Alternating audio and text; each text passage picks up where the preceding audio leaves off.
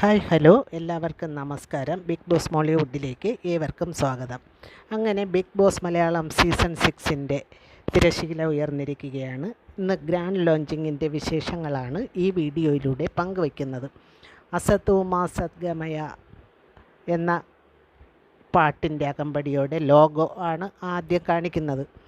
അത് കഴിഞ്ഞ് കരകാണാ കടലല മേലെ മോഹത്തിൻ കുരുവി പറന്നേ എന്ന പാട്ടിൻ്റെ അകമ്പടിയോടെ ലാലേട്ടൻ എണീറ്റ് ഇൻട്രോ പറയുന്നു. വീട് പരിചയപ്പെടുത്തുന്നു. ആദ്യം ജയിൽ തന്നെ പരിചയപ്പെടുത്തുന്നു. ലിവിങ് ഏരിയ CID രാംദാസ് എന്ന് പറഞ്ഞ് ഒരാളവിടെ നിർത്തിയിട്ടുണ്ട്. അത് ലാലേട്ടൻ തന്നെ തൊപ്പിയൊക്കെ വെച്ച് CID രാംദാസ് നിൽപ്പുണ്ട്. ആ വീട്ടിലെ എല്ലാ കാര്യങ്ങളെയും, നല്ലതും ചീത്തയുമായ എല്ലാ കാര്യങ്ങളെയും കണ്ടുപിടിച്ച് എന്നെ അറിയിക്കുന്ന ആളാണ് എന്ന് പറഞ്ഞാണ് രാംദാസിനെ പരിചയപ്പെടുത്തിയിരിക്കുന്നത്. അങ്ങനെ ഒരു കഥാപാത്രം, ഒരു സാങ്കല്പിക കഥാപാത്രം കൂടെ അവിടെ ഉള്ളതായിട്ട് കാണിക്കുകയാണ്. അത് കഴിഞ്ഞ് ലിവിങ് ഏരിയ, ഡൈനിങ് ഹാളിലൊരു നല്ല വട്ടമേശ ഇട്ടിട്ടുണ്ട്. വളരെ മനോഹരമായി തന്നെ അത് അലങ്കരിച്ചിരിക്കുന്നു.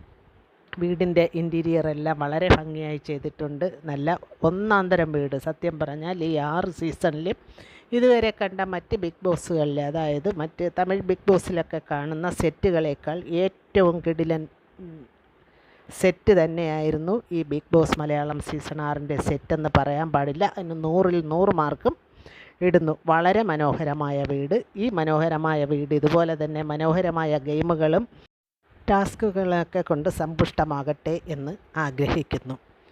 4 ബെഡ്റൂം പരിചയപ്പെടുത്തുന്നു. കൺഫെഷൻ റൂം പരിചയപ്പെടുത്തുന്നു. 4 ബെഡ്റൂം 4 തരം ജോലികൾക്കായി തരംതിരിക്കുന്ന ടീമുകൾക്കാണ് ഈ റൂമുകൾ അലോട്ട് ചെയ്യുന്നതെന്ന് പറയുന്നുണ്ട്. 3 ചെറിയ റൂമും ഒരു വലിയ റൂമും. ആ വലിയ റൂമിലുള്ളവർക്ക് പവറുകൾ, ഒരു പ്രത്യേക പവറുകളൊക്കെ ഉണ്ടാവും. അതായത് cooking, jail nomination, super mall, പിന്നെ അങ്ങനെ ചിലപ്പോൾ നോമിനേഷന്, എലിമിനേഷനൊക്കെ വരുമ്പോഴൊക്കെ എന്തെങ്കിലുമൊക്കെ പവറുകൾ ആ വീട്ടിൽ ഉള്ളവർക്ക് നൽകാൻ സാധ്യതയുണ്ട്. അതൊക്കെ ടാസ്കും ഗെയിമും ഒക്കെ അനുസരിച്ച് തന്നെയായിരിക്കും തരംതിരിക്കുന്നത്. വളരെ നല്ല രീതിയിൽ തന്നെയാണ് തുടക്കം, അതിന് സംശയമൊന്നും വേണ്ട. പ്രതീക്ഷ നൽകുന്ന ഒരു സീസണായി തന്നെയാണ് ഇന്നത്തെ ഗ്രാൻഡ് ലോഞ്ചിങ് എപ്പിസോഡിൽ മനസ്സിലാക്കാൻ സാധിക്കുന്നത്. കണ്ടസ്റ്റൻസും എല്ലാം പ്രതീക്ഷ തരുന്ന കണ്ടസ്റ്റൻസ് തന്നെയാണ്. ലാലേട്ടൻ പറയുന്നുണ്ട്, മൂടി അണിഞ്ഞവരും അണിയാത്തവരും ഒക്കെ കടന്നുപോയി, പഠിച്ചു വന്നവരും പഠിക്കാതെ വന്നവരും ഒക്കെ ഇതിഹാസങ്ങൾ രചിച്ചതാണ് എന്നൊക്കെ പറയുന്നുണ്ട്. അത് കഴിഞ്ഞ് രാര എന്ന ലാലേട്ടൻ്റെ മലൈക്കോട്ട വാലിബനിലെ പാട്ടിൻ്റെ അകമ്പടിയോടെ സ്റ്റേജിലേക്ക് ലാലേട്ടൻ കയറുകയാണ്. അവിടെ ചെന്ന് ഓരോരോ കണ്ടസ്റ്റൻസിനെയായി പരിചയപ്പെടുത്തി അകത്തേക്ക് കയറ്റുന്നു. ആദ്യം തന്നെ വീട്ടിലേക്ക് കയറുന്നത് കോമണേഴ്സ്. വീട്ടിനകത്ത് കയറുന്നില്ല എങ്കിലും കോമണേഴ്സിനൊരു പ്രത്യേക അധികാരം നൽകിയിരിക്കുകയാണ്. കാരണം അധികാരം അല്ല, പ്രത്യേക ഒരു പ്രിവിലേജ് നൽകിയിരിക്കുകയാണ്. അത് കൺഫെഷൻ റൂമിലെ ഒരു പ്രത്യേക റൂമിൽ 2 പേർക്ക് ഇരിക്കാനും അവിടെ ഇരുന്ന് വരുന്ന കണ്ടസ്റ്റൻസിനെ എല്ലാം വീക്ഷിക്കുവാനുള്ള ഒരു അവസരം അവർക്ക് നൽകിയിരിക്കുകയാണ്. അവരെ അങ്ങനെ പ്രത്യേക ഒരു റൂമിൽ ഇരുത്തിയിട്ടുണ്ട്. ആദ്യം വരുന്നത് ഹൻസിക ഹസനാണ്. അതായത് ദൃശ്യ സിനിമയിൽ ലാലേട്ടൻ്റെ മൂത്ത മകൾ എന്ന് പറഞ്ഞാണ് ലാലേട്ടനും പരിചയപ്പെടുത്തിയത്. ദൃശ്യ സിനിമയിൽ എൻ്റെ മൂത്ത മകളാണ് ആദ്യം കയറുന്നത്. ഹൻസിബ ഹസൻ ആണ് ആദ്യം വീട്ടിനകത്തേക്ക് കയറിയത്. അത് കഴിഞ്ഞ് ബോഡി ക്രാഫ്റ്ററായ ജിൻഡോ കയറുന്നു. അത് കഴിഞ്ഞ് യമുന റാണി കയറുന്നു. ഒരു സക്സസ് ലേഡിയാണ്, ധാരാളം സിനിമകളിലും സീരിയലിലും ഒക്കെ അഭിനയിച്ചിട്ടുണ്ട് എന്നൊക്കെ പരിചയപ്പെടുത്തി യമുന റാണിയും വീട്ടിനകത്തേക്ക് കയറുന്നു. അരുണാചൽ പ്രദേശമാണ് യമുന റാണിയുടെ നാട്.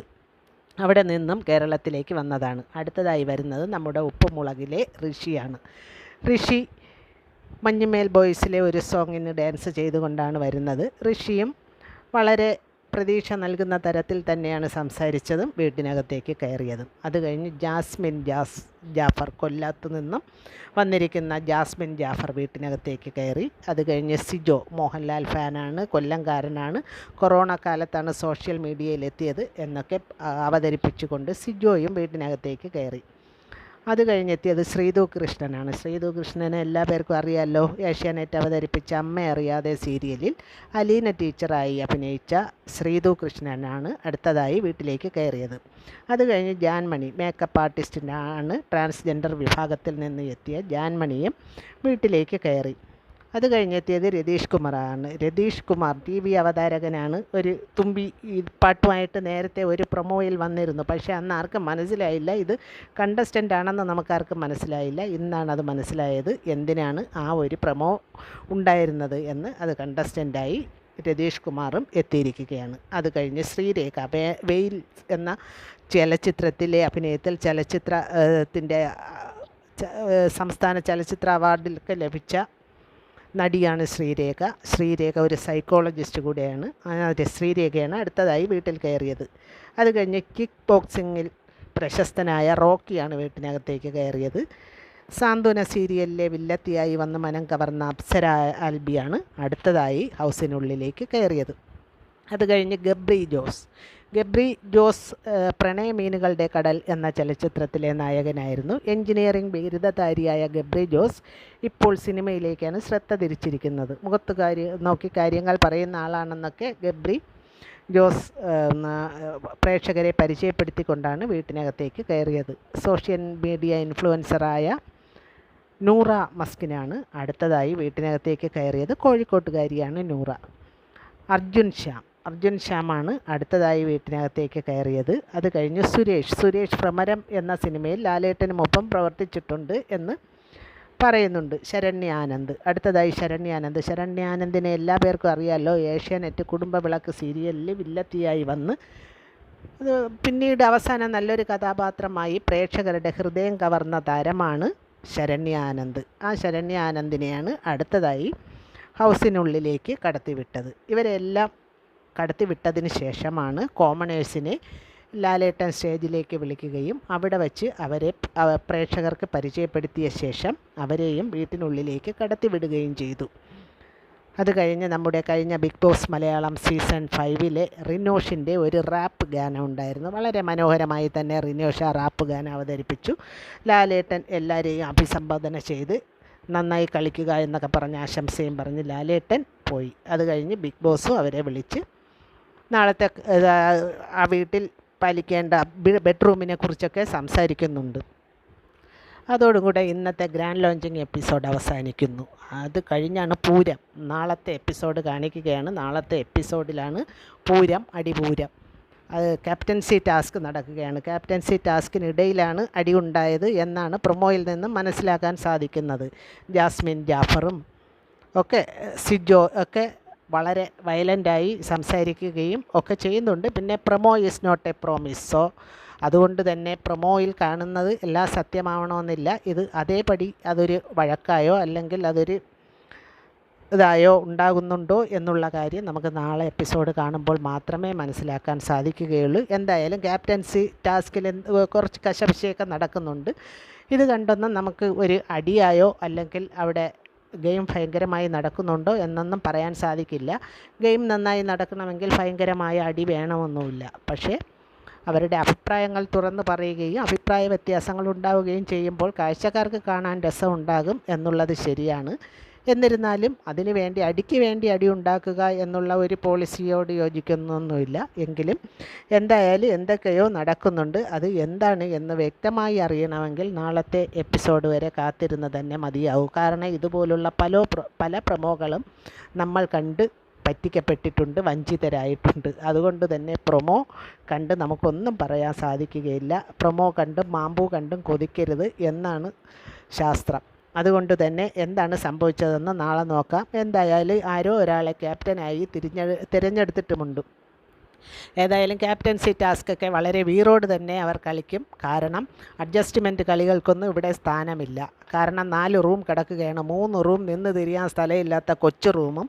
ഈ ഗെയിമുകൾ നന്നായി കളിക്കുന്നവർക്ക് മാത്രമാണ് വലിയ റൂം അലോട്ട് ചെയ്യുന്നത്. പവർ റൂം എന്നാണ് അതിൻ്റെ പേര്. ആ റൂം മറ്റു റൂമുകൾക്കുമൊക്കെ ലാലേട്ടൻ പേരിട്ടുണ്ട്.